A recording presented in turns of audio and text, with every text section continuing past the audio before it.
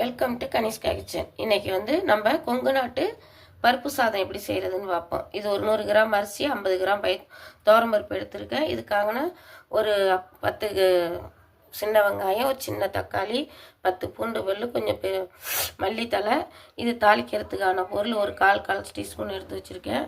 அரை டீஸ்பூன் மிளகாத்தூள், 1/4 டீஸ்பூன் மஞ்சத்தூள், பெருங்காயத்தூள், தேவைக்கான உப்பு. இதை இப்போ நம்ம கழுவி அலசி எடுத்துக்கிட்டு வந்துடுவோம். ஆயில் ஊற்றியாச்சு. இப்போ நம்ம கடுகு இதெல்லாம் ஜாமானி தாளிப்பு ஜாமானை போட்டு வெங்காயம் போட்டு வதக்கிக்குவோம். தக்காளியும் பூண்டையும் போட்டுக்குவோம். வெங்காயம் வதங்கிருச்சு.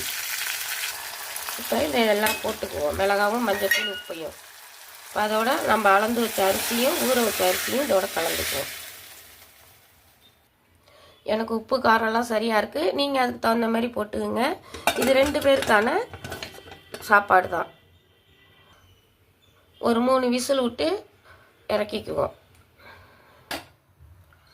எல்லாம் அழகாக வெந்து வந்திருக்கு. இப்போ நம்ம மல்லித்தலை தூவிக்குவோம். எப்படி பொழுன்னு இருக்குது பாருங்கள் சாதம். உங்களுக்கு வேணால் இன்னும் குழைய வேணால் கொஞ்சம் தண்ணி கூடுதலாக வச்சுக்கலாம். நான் 1க்கு 1 வச்சுருக்கேன்.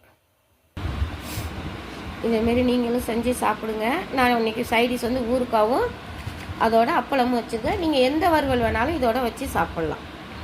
நன்றி, வணக்கம்.